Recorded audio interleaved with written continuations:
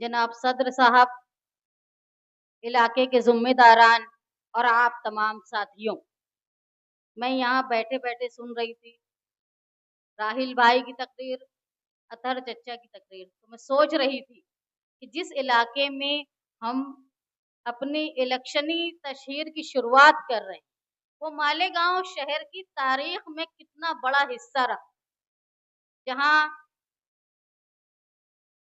बड़े बड़े मजहबी रहनुमा आए, चाहे वो हुसैन मिल्ली साहब हो, चाहे हनीफ मिल्ली साहब हो, चाहे साजिद हाफिज जी हो, या याकूब अशरफी साहब हो, अब्दुल्ला अहद अजहरी साहब। इन्होंने अपने दीन के लिए इस इलाके से रहनुमाई की, और न सिर्फ इस इलाके से बल्कि शहर नहीं, मुल्क नहीं, बैनुल अक़वामी तौर पर उन्होंने अपने शहर का लोहा मनवाया दीन की हालत के बाद। सहाफत में यहाँ शहरियार के मुदीर हैं, सहाफत में मुशायरे में मैं बचपन से सुना करती थी इलियास सिद्दीकी साहब का नाम, अदीब मालेगांवी साहब का नाम। ये ऐसे लोगों को इस इलाके ने पैदा किया, जहां आप देखेंगे कि यहाँ ये इलाका डॉक्टरों से भरा है, जहां तालीम याफ्ता लोग रहते हैं। ये इलाका ऐसा है कि राहिल भाई बता रहे थे मुजाहिदीन आजादी, जो 7 शहीद जिनकी शहादत का नाम अभी तक वहां पे लगाया नहीं गया है, वो शहीद का इस इलाके में घर था, मुंशी शाबान भिकारी। ये इलाका आपका ऐसा है जिन्होंने नगीने पैदा किए हर शोबे में, चाहे वो मजहबी शोबा हो, चाहे वो समाजी शोबा हो। मैंने देखा मेरे वालिद के साथी, चाहे फारूक इमली वाले साहब हो, चाहे मोहम्मद डांगे साहब हो, चाहे सिराज साहब हो, या खुर्शीद भगवान साहब हो, ये ऐसे जियाले लोग थे जो इस इलाके में शब्बीर सेठ जैसे लीडर, जो बड़ी पायदार लीडर थे, उसके बावजूद निहाल साहब के साथ वो काम किया करते थे। और जब वक्त आया, शब्बीर सेठ को ये लगा कि साथी निहाल अहमद साहब के साथ मिलकर इलेक्शन लड़ना चाहिए, तो उस वक्त निहाल वकील को उम्मीदवारी दी गई। उस वक्त 2 बड़े लीडर जो हमेशा एक दूसरे के सामने इलेक्शन लड़ते थे, साथी निहाल अहमद और शब्बीर सेठ, उन्होंने मिलकर निहाल वकील को चुन के लाया। ये इतना तारीखी इलाका है जहां समाजी, मजहबी, सकाफती अपनी पहचान रखता है, और यहाँ का कारपोरेटर जो मुंह खोलता है तो अपनी हैसियत बाहर आती है, चाहे वो किसी मर्द को गाली दे या किसी औरत को गाली दे। यहाँ तक के जो मेंबर ऑफ पार्लियामेंट उनकी ही पार्टी की है, उनको भी माँ बहन पे से ये आदमी ने गाली दी, मेरे ताल्लुक से भी उन्होंने बदकलामी की। मुझे कुछ लोग कहने लगे कि आप जवाब नहीं देते, तो मैंने कहा कि देखो एक जिस्म है, उसमें जो भरा है जब वो मुंह खोलेगा तो वही बाहर निकलेगा। तो उनके जिस्म में अगर गंदगी भरी है तो वो मुंह खोलेंगे तो गिलाजत ही गिरेगी। मुझे ऐसे गलीज लोगों को जवाब देने के लिए अपनी सतह से नहीं गिरना है। ये याद रखो कि जो इलाका अपनी तारीखी मजबूती रखता है, उस इलाके में उम्मीदवार क्या होता है? नुमाइंदा जो तुम्हारी नुमाइंदगी करता है, तुम्हारा गम को, तुम्हारी तकलीफ को समझता है, तुम्हारी पहचान बनता है। तो क्या ये तारीखी इलाके वाले ऐसे गुंडे, बदमाश, बदकलाम आदमी को अपना नुमाइंदा बनाएंगे?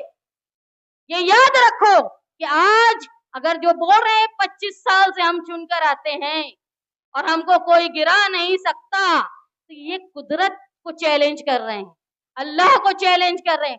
हो सकता है कि उसी वक्त उनकी तारीख लिख दी गई हो, या फिर और आजमाने का मौका मिले, लेकिन ये इलाके के लोग ये समझ ले, अपना नुमाइंदा किसी अच्छा तुम में से आदमी चुन के दे। वो आदमी नहीं जो गुंडा रजिस्टर में 90 नंबर पे है। मालूम कर लो, इस इलाके का कारपोरेटर 90 नंबर पर गुंडा रजिस्टर में जिसका नाम है, ऐसा आदमी तुम्हारी रहनुमाई करता है। जो इज्जत आबरू की बातें करते हैं, उनके साथ बदकलामी का काम करता है। तुम याद रखो, जो लोग उनके पास काम लेके जा रहे हैं, खवातीन भी जाती होंगी, अपने जाती मसाइल भी लेकर जाते होंगे, कि तुम्हारी जाति मसाइल, तुम्हारी पंचायत, ये सब की पोल तुम्हारे वक्त निकल जाने के बाद मजाक अपने दोस्तों में बनाएंगे, इसका ख्याल रखो। तुम याद रखो कि अपनी पहचान एक शरीफ और ऐसे आदमी की होना चाहिए जो काम करवा सके। 25 साल में क्या काम हुआ इस इलाके में? क्या तब्दीली आई? सड़कें खुद ही पड़ी है, रोड खुद ही बनवा रहे, खुद ही तोड़वा रहे, और पता नहीं फंड कहां से बरस रहा है। ये भी बड़ा तुर रहा है कि मैं ये बना रहा हूँ, मैं वो बना रहा हूँ, जबकि मैं अपने घर से आगरा रोड की तरफ से आई हूँ तो बड़ा दुश्वार रास्ता था, सड़कें टूटी हुई थी। कुछ लोग तो जब बदकलामी की गई, गालियां दी गई, तो हमारे वर्करों ने, जो वो वर्कर जो साथी निहाल अहमद के साहब के साथ रहा करते थे, उन्होंने जवाब देने के लिए कहा कि तो हमारा बोलना जमहूरी था कि माफी मांगे, नहीं तो उनको मुंह काला किया जाएगा, गोबर मारा जाएगा।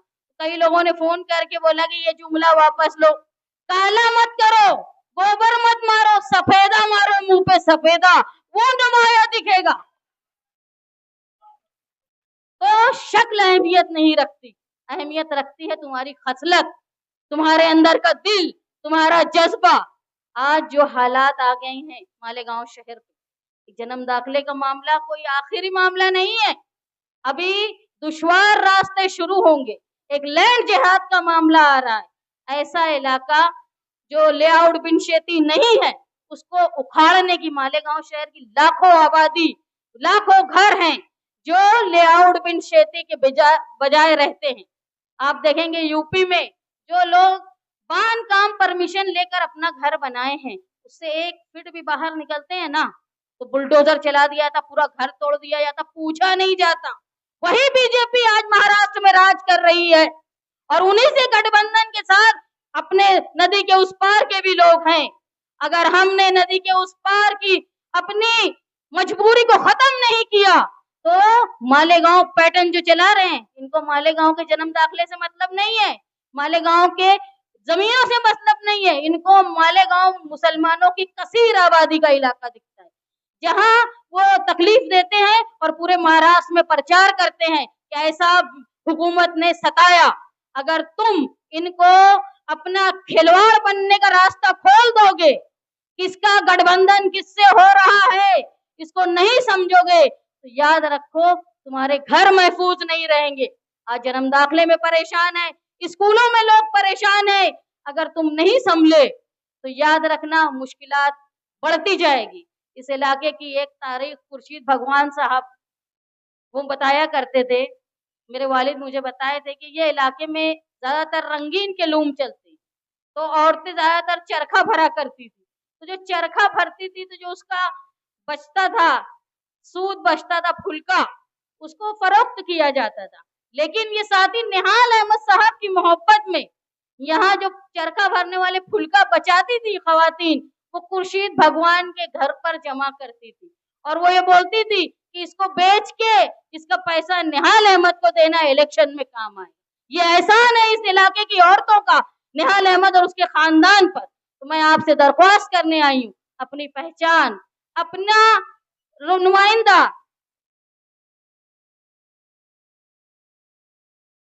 अपना नुमाइंदा किस तरीके का चुन के देते हैं। जिनको आजमा चुके हो उनको बार बार आजमाना ये हमारी बेवकूफी होगी। ये इलाका ज्यादातर आबादी, कई चाहे यहाँ शिया बिरादरी के लोग हों, यहाँ कुछ खानदेशी भी होंगे, बुनकर बिरादरी की बड़ी तादाद है। मैं भी ये देखना चाहती हूँ कि इलेक्शन के वक्त में बिरादरी के नाम से जो वोट लेकर गए हैं और एमएलए बने हैं, वो बिरादरी के कितने उम्मीदवार इस इलाके में देते हैं, क्योंकि जितनी आबादी है उस हिसाब से बिरादरी को नुमाइंदगी देनी चाहिए, यही कानून भी बोलता है। तो आप भी ये पूछें कि तुम किस बिरादरी को कितने उम्मीदवार दे रहे हो, उसके बाद तुम तय करना कि भाई मालेगांव का मेयर कौन बनेगा। मेरे वालिद का मैंने देखा, जब संगमेश्वर और कैंप मिला हुआ था तो साथी निहाल अहमद साहब एमएलए रहते थे, लेकिन दूसरी बड़ी आबादी जो थी वो हिंदुओं की थी, तो वो हिंदू इलाके से प्रेसिडेंट चुन के लाते थे ताकि लोगों का तनासुब रहे, लेकिन एमएलए तो मालेगांव का ही रहा करता था। अब मुझे देखना है इस इलाके में कि जो बिरादरी के नाम पे वोट ली गई है, तो वोट बिरादरी के नाम पे तो टिकट भी आबादी के लिहाज से देते हैं कि नहीं। आप तमाम लोग हमारी बातों को समझें। ये मरहला इतना आसान नहीं है, आगे जाके हमारे घरों तक आफत आएगी, कानूनी मुश्किलात बढ़ती जाएगी। जो मुस्तकीम ने बताया कि 1044 लोगों पर केस हुआ है, इसमें 700 खवातीन हैं। आप याद रखें, 700 खवातीन ऐसी हैं जिनको बहुत बुजुर्ग भी औरतें हैं, नौजवान लड़कियां भी हैं, बच्चियां भी हैं। ये कहाँ कोर्ट में जाएंगी, कहाँ बार बार इनसे क्या सवाल करेंगे और नतीजा क्या निकलता है, इसका भी हमको अंदाजा नहीं है। लेकिन इन सब मुश्किलात को यही खत्म करने के लिए कारपोरेशन में ऐसे लोगों का राज लाना है जो काम करते भी हो, काम करवाने का तरीका भी जानते हो। हम भी और आपके इलाके से ऐसे उम्मीदवार देंगे, या हमारे गठबंधन तय करके हम ऐसा उम्मीदवार देंगे जो तुम्हारे दरमियान से हो, तुम्हारा अपना हो, तुम्हारी तकलीफें समझता हो। जहां नरमी की बात आए वो नरमी भी करे, जहां गर्मी की बात आए वो तुम्हारे लिए लड़ने भी खड़ा हो जाए। आपसे दरख्वास्त है कि इन सब बातों को समझ के आने वाले इलेक्शन में बड़ी तादाद में तब्दीली की जरूरत है, और मैं उम्मीद करती हूँ कि ये तब्दीली इस इलाके से शुरू होगी। ये कहकर अपनी बात खत्म कर। मीटिंग के सदर आप आसिफ हुसैन साहब, आज की जो मीटिंग है पुराने वार्ड नंबर 16 और नए वार्ड नंबर 18 में रखी गई है। ये वार्ड के ताल्लुक से अभी राहिल हनीफ साहब ने तफसील से यहाँ बात बताई कि यहाँ कैसे लोग रहा करते हैं, और एक पढ़ा लिखा तबका इस वार्ड में रहता है। दिखती बात है, जिस तरह का वार्ड है उसी तरह का नुमाइंदा होना चाहिए, क्योंकि नुमाइंदा कारपोरेशन का हो, असेंबली का हो या पार्लियामेंट का हो, वो सिर्फ एक नुमाइंदा नहीं होता। वो जिस हिस्से से उसको वोट मिलती है उस हिस्से के लोगों की तर्जुमानी करता है। उसकी जबान जैसी होंगी वैसा माना जाएगा कि उस हिस्से के लोगों की है। 25 साल की बात बोलने वाले कारपोरेटर ये 25 साल से कारपोरेटर हैं और बहुत बड़े बड़े दावे करते हैं काम काज को लेकर, मगर सिर्फ दावे हैं। करोड़ों के ठेके की बात जरूर करते हैं, जमीन पर मगर नजर आता नहीं। 25 साल से कई 100 महासभा होंगी। मुझे बताओ, जो अपने आप को शहरी सतह का लीडर बोलता हो, उसने महासभा में कितनी मर्तबा मुंह खोला। ये अलग बात है कि एक बार मुंह खोले तो मार खा लिए महासभा में, आज तक वीडियो चलते रहती है। लेकिन अवामी मुफाद, और वो भी मुंह खोले थे तो किसी ठेके के मामले में, अवामी मुफाद में कभी भी ना शहर की ना वार्ड की तर्जुमानी किए। राजानगर का वाकया याद है, इसी वार्ड में एक बड़े सेठ ने जमीन खरीद ली थी, वो भी एमएलए के ही कारपोरेटर थे, सबको पता होगा। ये भी कारपोरेटर थे। महागठबंधन में बुलंद इकबाल भी कारपोरेटर थे। ये वार्ड बुलंद इकबाल का नहीं था, मगर सबूत के साथ वीडियो मौजूद है कि इस राजानगर की बस्ती को वहां के रहने वालों को खरीदी दी जाए। जबरदस्त बहस अगर किसी ने किया था तो बुलंद इकबाल ने किया था राजानगर के सवाल पर। बोलने का मतलब है कि सिर्फ मुंह जोरी, बड़ी बड़ी बात, जबान का लिहाज नहीं, लोगों की बेइज्जती करना। यहाँ ख्वातीन सुन रही होंगी, ख्वातीन की बेइज्जती करना, गालियां बकना, गंदी गंदी गालियां देना, ये नुमाइंदा हो सकता है? बिलबाग, खुशामतपुरा, राजानगर, बायकल्ला, इन सब बस्तियों का ऐसा नुमाइंदा हो सकता है क्या, जो कभी महासभा में लोगों के लिए कोई बात नहीं बोलते? अपने आप को शहरी सतह का लीडर बताने की कोशिश करते हैं। कभी जन्म दाखिले से लेके किला झोपड़पट्टी का मसला हो या कोई भी मसला हो, कभी नुमाइंदगी नहीं करते और आंदोलन और तहरीक को कांग्रेस पार्टी के सदर मानते हैं खुद को। और आंदोलन और तहरीक जिनको नहीं समझती कि आंदोलन और तहरीक क्या होती है, गुंडागर्दी करते ऐसे लोगों के साथ जो आंदोलन और तहरीक चला रहे थे। बड़े बड़े रुस्तम जब बोलते हैं, यहां तक के मुल्क का प्राइम मिनिस्टर, रियासत का सीएम, अगर वो भी कोई गलत बात बोलता है तो अवामी गुस्सा या जिसके बारे में बोला गया वो बोला जाता है कि मुंह काला कर देंगे, गोबर मार देंगे, माफी मांग लो। और समझदार आदमी गोबर में पैर नहीं फंसाता, वो आज गोबर में पैर फंसा लिए, अपने आप को बॉस बोलते हैं, आगे भागे फिर रहे हैं, कहीं अता पता नहीं है। ये गली से छुप के निकल, वो गांव में छुप के जा, हमें पकड़वाने का भी कोई शौक नहीं है। हम भी चाहते हैं भागते रहे, कब तक भागेंगे?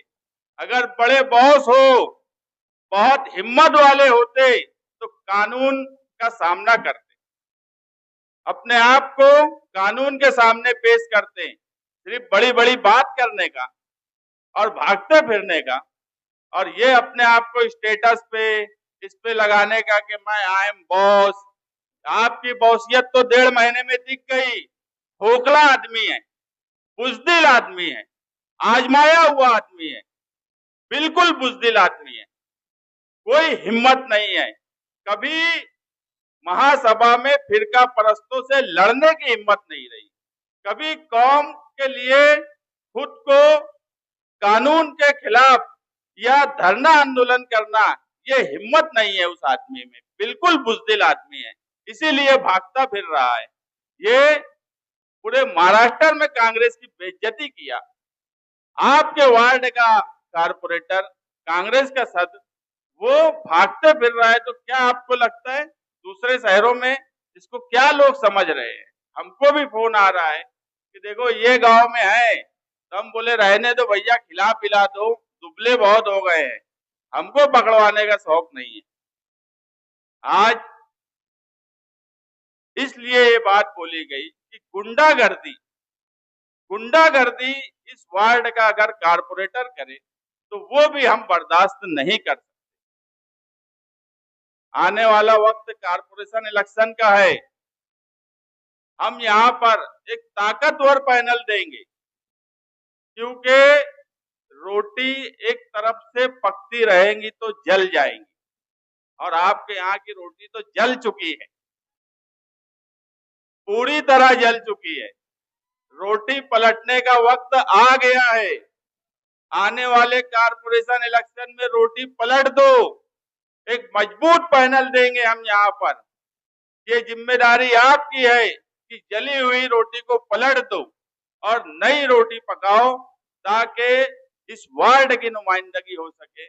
इस पढ़े लिखे वार्ड में जहाँ शब्बीर सेठ जैसे लोग रहे हैं, जिन्होंने शहर की नुमाइंदगी की हो, ऐसा कोई उम्मीदवार चुनकर आए जो आपके वार्ड के साथ साथ शहरियान की भी नुमाइंदगी करे, और ये माना जाए कि एक पढ़े लिखे वार्ड का नुमाइंदा आया है जो अपने वार्ड के साथ अपने कौम, मिल्लत और शहरियान की भी तर्जुमानी करता है।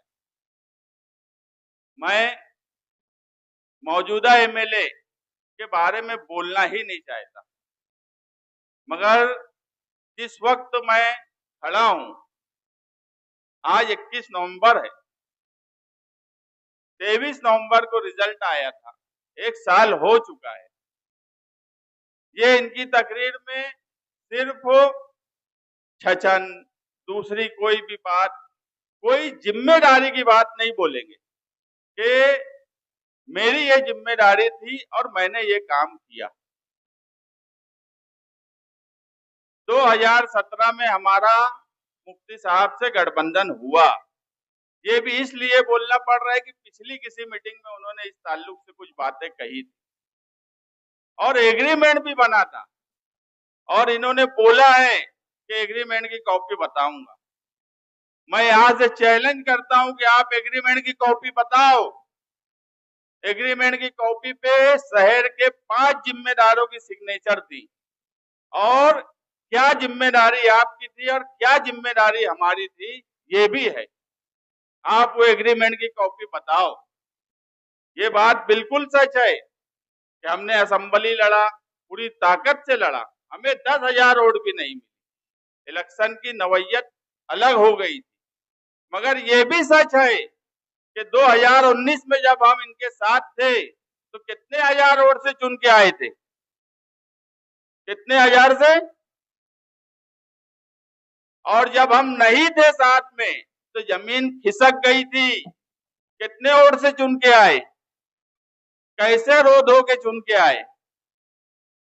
तो ये बात मत भूलिए, 19 में जब वोटर जो थे उससे 50,000 वोटर 2024 में ज्यादा हो गए, तब भी रो धो के सिर्फ 162 वोट से चुन के आए। चलो बन गए एमएलए, मान लिए एक वोट से भी चुन के आने वाला आदमी एमएलए बनता है, लेकिन हम जब साथ में थे तो क्या हैसियत थी और अभी क्या हैसियत है ये भी देखो।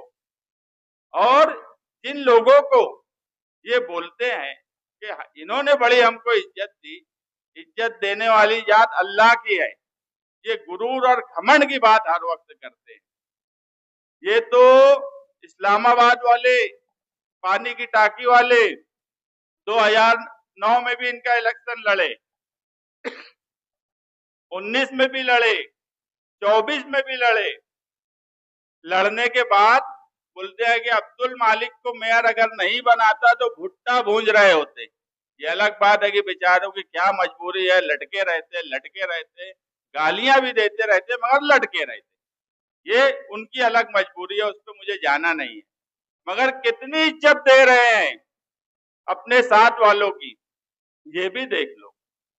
सिर्फ गुरूर और घमंड में बात करना, कोई जिम्मेदारी जो दी गई है एमएलए की, उस पर क्या काम किए उस पर कभी कोई बात नहीं करते। सारी बातें घुमा फिरा के उलझाने वाली बात करते, कॉमेडी करने की बात करते। इलेक्शन के वक्त इन्होंने जो वादे किए, मैनिफेस्टो तो था नहीं, जो वादे किए थे, एक गार्डन का उद्घाटन हुआ था, याद होगा, 5 एकड़ पर गार्डन बन रहा है, 1 साल हो गया। आप बताओ तो सही क्यों नहीं बन रहा गार्डन? सिर्फ यूट्यूब पर आकर बयान देना। 4 मर्तबा बोल दिए कि जन्म दाखिले के मामले में हम कोर्ट जाएंगे, सिर्फ यूट्यूब पर बोल दिए। किसी एक फर्द के वास्ते ये मालेगांव की कोर्ट की चौखट नहीं चढ़े। ये अलग बात है कि 376 वालों के वास्ते जा रहे हैं। और आज जो शहर के हालात हैं पोक्सो और 376 को लेकर, आज इस मीटिंग में अबुल ऐस मुझे बोला कि फूल हार करने की बात है, तो मैं बोला कि एक मासूम बच्ची के साथ जो वाकया हुआ, मुनासिब नहीं लगेगा कि आज की मीटिंग में कोई फूल हार किया जाए।